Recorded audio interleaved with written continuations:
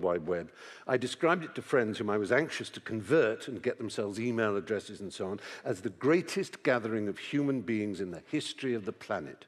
And as new services came online and Web 2.0 blossomed into the social media services we now know and perhaps rely on, I really believed, that humankind might well be saved by the all-gifted net. It would spread art, literature, music, culture, philosophy, enlightenment, and knowledge. In its train would come new freedoms, a new understanding between the peoples of the world, a new contract. This was to be our millennium's Pandora, an all-gifted organism that would bring nothing but learning, understanding, amity, comity, and friendship. I looked at budding projects like Wikipedia, and I saw Diderot's Enlightenment dream becoming a reality.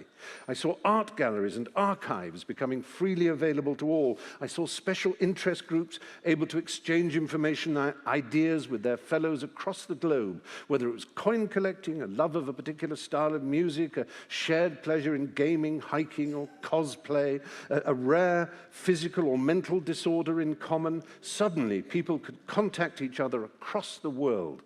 Free translations, free lectures, tours, user-generated advice on travel, hunting for the best deals and bargains, sharing experience in all fields of human endeavor. Borders, barriers, frontiers, and boundaries would melt and dissolve. An end to tribalism, racism, ignorance, and fear. A new dawn for mankind. It was all good. Are allowed to laugh at my naivety. I do myself. And when Twitter, which I had joined early on thinking it a fun, trivial little nonsense that might well be worth pursuing, when Twitter showed how people could connect in real time as they massed in the squares of Tunisia and Egypt, ushering in the Arab Spring, my joy was complete.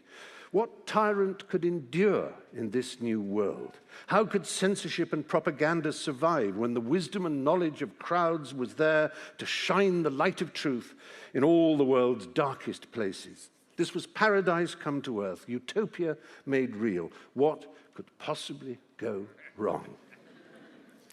When did I become aware? When did we start to notice that perhaps it wasn't quite so perfect after all? Well, the odd caterpillar in the salad or fly in the ointment shouldn't put us off.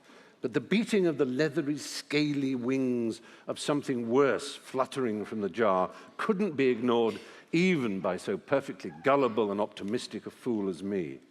The lid had been lifted and the trolls were flying out. Bullies, monstrously cruel and malicious thieves, extortionists, brigands, pirates, liars, con artists, predators, and monsters. Hope was nowhere to be seen. So have I gone from a dewy-eyed, dopey, and idiotic optimist to dead-eyed, despondent, and despairing pessimist? Or perhaps I'm doing no more than responding to a few political developments of late that I don't like, and which seem to have been powered by social media. If the Brexit vote and the great American general election had gone the other way, would I and others of my stamp be wringing our hands at the state of the online world? Surely these anxieties are just the moaning of the sneering metropolitan coastal elite who have finally been pushed off their smug and self-satisfied perches by the voice of the real people. We have lost, the people have spoken, the alt-right, the Trumpians, and the Leave campaign were just more social network savvy, smarter, better organized, and now you feeble social justice warriors are crying foul on the whole system. Well, I'm a great believer in the Wheel of Fortune, not the primetime American game show, but the Roman Rota Fortunae. It never stops turning. Most of us in this room can remember when Clinton and Blair and their center-left third way ruled the roost. They were at the very top of the wheel, and now they're at the bottom. President Trump is now at the very top of the wheel, which means he and his kind must, by definition, according to this metaphor at least, be on the way down. Indeed, I think we can perceive that since his surprise ascent to the apex, he's already starting to descend. We have perhaps passed peak Trump. So, yes, he may soon become nothing more than gossip, weird news, hilarity, eye-popping scandal, and cycling down into failed nullity and becoming historical mulch on the floor of history. So, but that is... Fate is not special to him, it's all politicians, it seems. So I hope you see that I'm not suggesting that the internet and our digital world might be in need of repair because this or that political grouping ebbs or flows, waxes or wanes. The fact is, everything I have thus far spoken about is basically old news. You might remember when I listed those anxieties at the top that we all share, I added there was more, much more, coming down the pike. So here's my estimation of what's coming. I'll explain it by remembering something my old friend Douglas Adams, now sadly 16 years dead. I remember he recalled a 1930s wonder book of science that he found in his parents' attic. It had come out around the time of the development of domestically available electric motors, a technological advance that we don't think about these days, and for a very good reason, which I'll come to.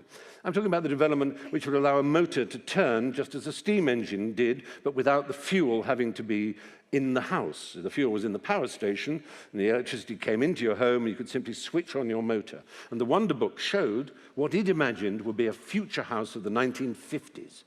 And in the attic, they depicted a huge master motor with a great belt attached to a shaft, from which ran other belts, turning a clothes mangle for drying laundry, a washing machine, a record player, all kinds of devices magically imparted with mechanical motion thanks to the electric motor in the attic. Of course, the book suggested that householders of the future would have to be electric motor literate. They didn't use that phrase. Able to maintain the motor, grease the shafts, or apply belt stick to the canvas of the belts to stop them slipping, and so on. And the book, with its cutaway illustrations and belts on shafts slapping and driving throughout the house, it looks comically absurd to us, but the authors were right. Electric motors would go on to revolutionize our lives. What they failed to foresee is that we wouldn't have to know a single thing about them. They would miniaturize and become embedded in our machines, self-regulating and invisible. They're there in our washing machines, in our vacuum cleaners, our CD drives, our smoothie blenders, our electric toothbrushes, Blu-rays, our ovens, shavers, car windows, fridges, printers, hairdryers, coffee makers, 100,000 objects we use all the time but never think twice about. The electric motor became people literate.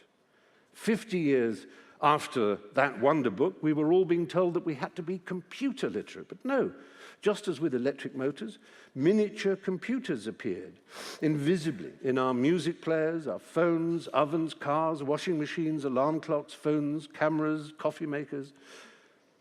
Now, you might have heard of IoT, the Internet of Things. Just as electric motors and computers began to be seamless, transparently, almost invisibly incorporated into everyday objects that already existed, and new ones that were developed for our convenience, so internet connection is being baked not only into today's electrical devices and appliances, but into ordinary domestic objects too, into things. Through radio protocols like Wi-Fi and near-field communication and Bluetooth, everything from light bulbs, door locks, central heating thermostats, shopping lists, alarm systems, fridges, luggage, clothes, human bodies, and bloodstreams that are constantly online, remotely available and controllable through web, smartphone, and computer apps. I blush to confess, I have, early adopter idiot that I am, fallen for most of them. We even have an internet-connected fridge in our Los Angeles home, and wherever I am in the world, I can get my phone out and see what's inside it. Many of these IoT, these Internet of Things objects, so-called smart devices, are the classic example of a solution looking for a problem. The fridge is a very good example of that. But people in all walks of life are now investing hugely in this future. Ordinary consumers, millions of IoT products are sold every month. You're probably becoming more and more aware, if you haven't already yourselves made the plunge, of virtual assistants, second-generation advances on Alexa, Siri, Hello Google, and the freakishly and inexplicably named Cortana. These, once installed, typically as speaker units, in order to work, listen to every single word spoken within auditory range in your home and buffer and memorize it. This makes these and all IoT devices, you will have realized quickly, a soft, ripe, low-hanging target awaiting any hacker who can, if so disposed, link co-opted devices and use them as slave elements in giant bots malicious automated cyber dragons that combine the processing power of the sum of these enslaved devices to wreak enormous damage and stage spectacular data and currency heists. Many of us who've shown an interest in the development of computing watched over the years as two other nascent technologies struggled to match the almost supernatural properties of their popular science fiction manifestations, robotics and artificial intelligence. The great Marvin Minsky, regarded by many as the father of artificial intelligence, knew that whatever kind of AI was espoused, brute force systems, expert systems, machine learning, heuristics, genetic programming, neural nets, the reality, the successful system would almost certainly be a mix of all those approaches. Above all, the success of AI was dependent upon reaping the advantages, and this is very important, of the ineluctable Moore's law that has seen the year-on-year exponential increases in speeds and memory capacities, which is necessary for the construction of workable AI. Gordon Moore was the founder of semiconductor company Intel, and he first proposed sometime in the 1960s that processing speed and power and capacity would double every 18 months or so. What he actually said is you'll be able to place double the amount of transistors in the same square inch of silicon, which amounts broadly to increasing power and speed. And this is the reason that everything has sped up so extraordinarily. Pong, remember Pong in the 1970s, a monochrome tennis game with sliding up and down bat and bouncing square ball. It was not a result of inefficient, unimaginative, ignorant computer programming. It was the most you could do with chips as they were. The programmers were incredibly gifted, and they pushed those processors to their limit. Today's 3D augmented and virtual reality graphics are no smarter, really. They've just got a McLaren to drive rather than a Model T. It's important, in order to grasp the phenomenal impact of the exponential curve of Moore's law, to remind oneself of what double binary exponential curves do. Do you know the story of chess? There was a sultan who wanted a game that was fair and didn't use dice, and people invented different ones, and he said he'd give anything to the winner.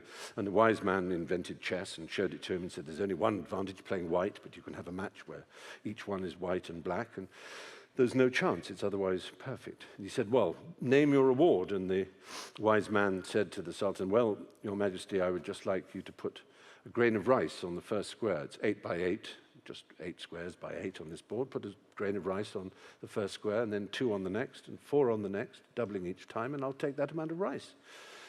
And the emperor thought, well, I've got away with that.